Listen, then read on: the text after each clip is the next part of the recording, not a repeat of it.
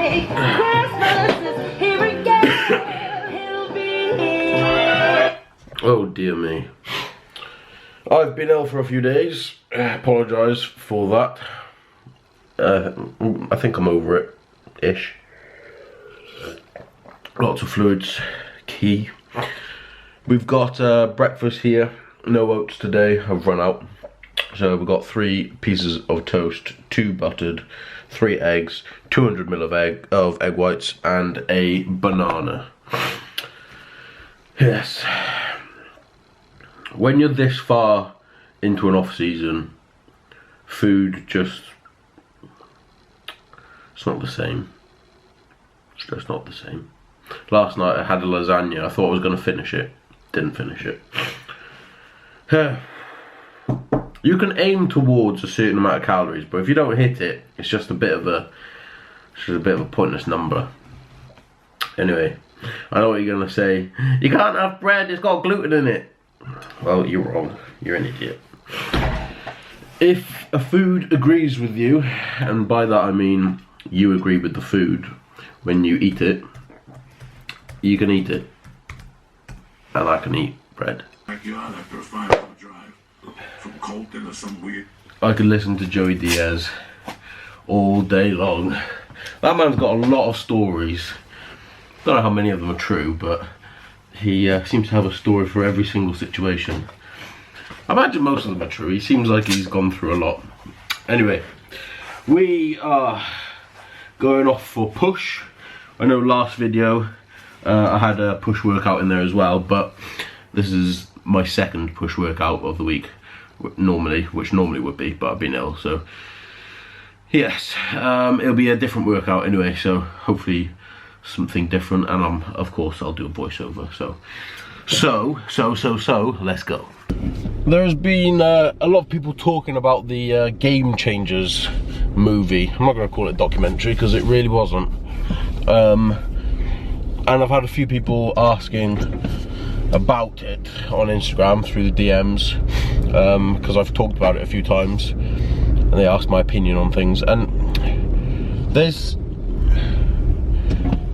it's actually well done. Like, it's a well done movie from like production point of view.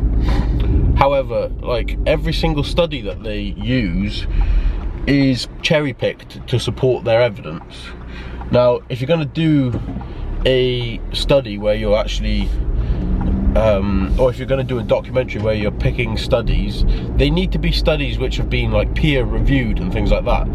You can't just pick a study that says this and then a study that says that if it's got no evidence behind it, or if it's got no study doing the opposing. For example, they had people who cleaned up their diet and went onto a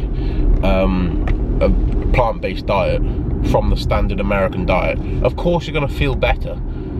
You've been eating McDonald's and KFC and shit, and then you go and start eating more unprocessed foods, less shit, less trans fats, less sugar, all that kind of stuff, and you start eating real food. Of course you're going to feel better. But why then do people not do one where you just correct your diet into a balanced diet? It baffles me. And also, they talked about not actually needing B12. What is that about? Of course you need B12. B12 is one of the key vitamins that helps you to process energy, carbohydrates into energy, or just process energy. Stupid stuff. Anyway, if you want to talk about it, if you want me to go into more depth and talk about it, please let me know, but otherwise I'm not going to waste my time. I did think about doing a voiceover purely on the Game Changers movie, but I don't think it's right to continue giving it airtime, so we'll move on swiftly from that, and we'll talk about shoulders. Why not? Shoulders and chest. In this specific exercise, I'm hitting my lateral delt on my shoulder. Brilliant exercise, one of my favourite activation exercises for shoulders. I do this as like a working exercise with cuffs, lying down on a bench, And I find that's a pretty nice way of being able to load a little bit more weight. You take out the momentum.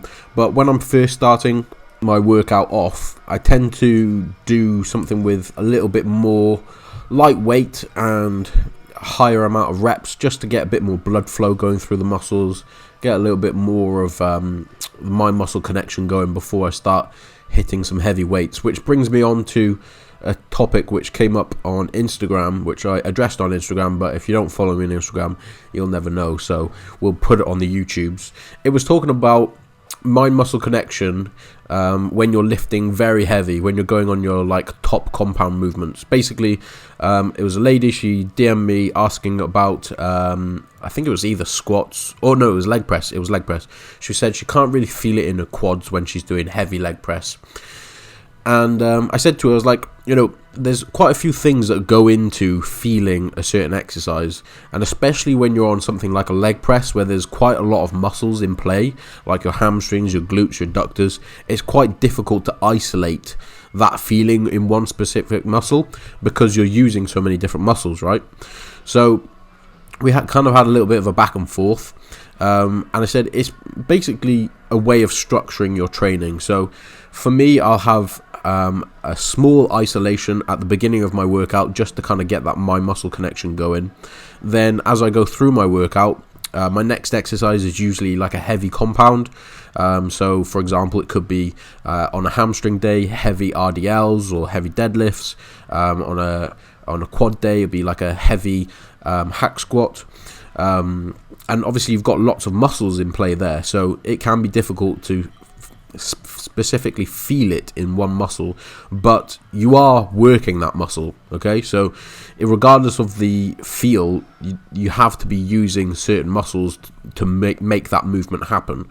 So I said basically don't worry about it, you know, take more time in maybe your isolation movements to feel that exercise a little bit more in that specific muscle group. So for example, if you've done leg press, after you've done leg press, if you haven't quite felt it in your quads, go on leg extensions and just isolate your quads a little bit, and then over time you'll be able to build up your mind muscle connection. You'll also be able to build up the fact that you'll be able to kind of connect better and contract harder that muscle. For example, if you start off a workout with leg extensions, you're shortening that muscle as much as it can be when it's fresh. So if I was to do leg extensions right at the end of my workout, I probably wouldn't get the same contraction because my muscles are so fatigued.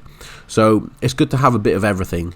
High reps, low reps, strength, hypertrophy, all of those together make a very good training program. There's certain training programs that focus more on one, certain programs that focus more on the other, but a little bit of like a combination of all will make a very good training program, because you're not only using hypertrophy rep ranges, you're also getting stronger. So you're getting stronger in those hypertrophy rep ranges, which is going to mean more progressive overload because you're able to lift heavier because you're stronger, you know. All of those things together work to make a very good training program, which is what I've been doing with my training for many years now.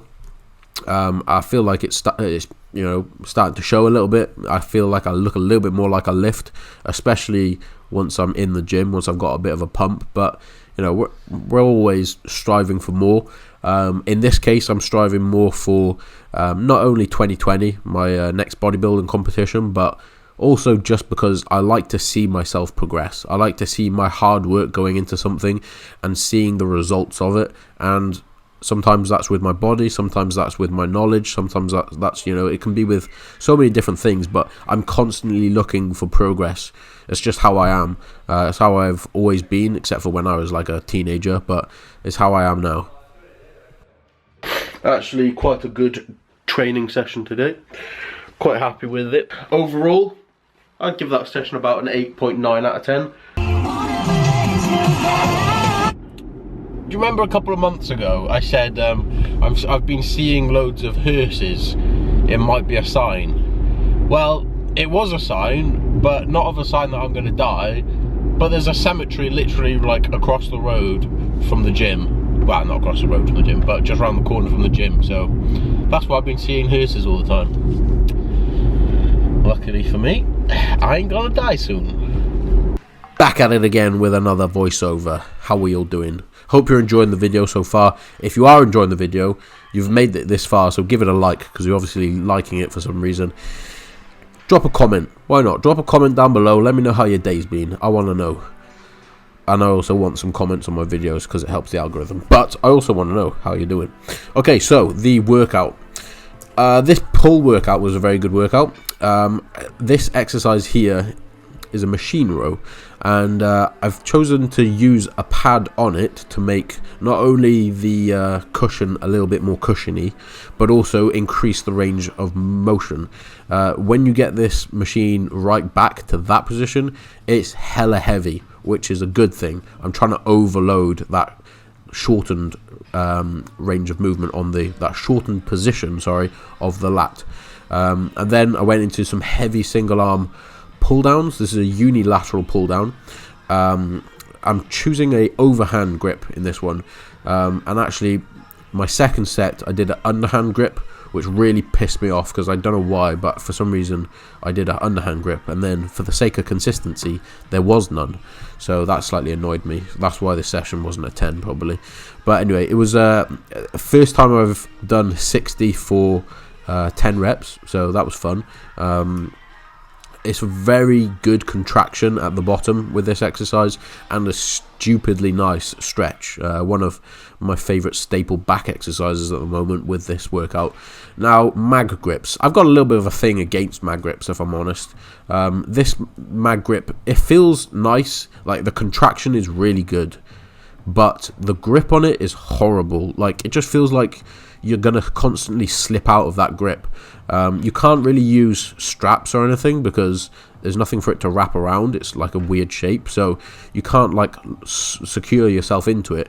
And I think because I've used bear grips for so long, I'm just so used to not having to squeeze and like hold on to something for so long. It's almost like you're rock climbing. It feels like that, the mag grips. I'm not really 100% sure how I feel about them, but yeah, you can see my grip went on that last rep. My hand like slipped off. So this is the current physique. Because I was ill, I've dropped about, I think it's 0.6 of a kilo, so that kind of sucks. But it's difficult to eat 5,000 calories when you're ill and you can't really breathe through your nose or taste food or anything. So we're looking a little bit leaner, but to be honest, I don't think it's too bad. Also, taking paracetamol really makes me hold on to a lot of water, so it could be a combination of those two things. Maybe I've lost even more weight. I bloody hope not. But my back's looking okay from the moment. My back was like my strongest muscle for quite some time. I think it's still up there, but I don't think it's like my strongest part of my physique anymore. I think kind of the only thing that holds me kind of aside from a lot of other people's physiques is my physique looks fairly well like proportioned, and my muscle bellies and my limb lengths complement my physique fairly well. So that's obviously going to be something which works to my advantage in 2020. But there's obviously still a lot of areas which I want to work on. My biceps aren't very symmetrical, neither are my lats actually. There's a certain lat pose which I really find it difficult to contract my left side, but we're working on it. Whew, I give that session a solid 9 out of 10. And it's not very often I do a 9 out of 10 because a lot of things have to be in place, but that was a bloody good session. I thoroughly enjoyed that. Feel very pleased with that. Good couple of numbers increased. Actually, I say no, a good couple. All numbers pretty much. In fact, yes, all numbers except for forearm rollers. That exercise never gets any easier. At the moment, I'm doing a plate on the forearm roller, a 10 kilo plate, on its longest extension, and then you roll it, and then slowly unravel it, and then roll it back up again, slowly unravel it, and that counts as 2 reps. So I've been doing 10 kilos on 2 reps, 3 sets. And on the second and last set, I tried to go for a third, but it wasn't happening. Forearms were gassed. They fill up with lactic acid pretty damn quickly for a small muscle. Okay, post-workout, then dentist. But you didn't think that was coming, did you? Okay, I forgot to film post-workout. Post-workout was 200 grams of cereal. I find it difficult to go over 200 grams if I'm honest. 200 grams I think is the peak, with 45 grams of whey. And now we go to the dentist. It always feels weird after you have like the back of your tooth done. They like clean it a little bit with a little drill thing. Makes you want to run your tongue across it all the day. Alright, on to the next one. I got work now to do with the client, and then we've got check-ins to do tonight because I didn't manage to get all of them done this morning. So we will do the rest of them tonight. My girlfriend's working. She's starting a new job today, so good luck, babe. Yes, here we go.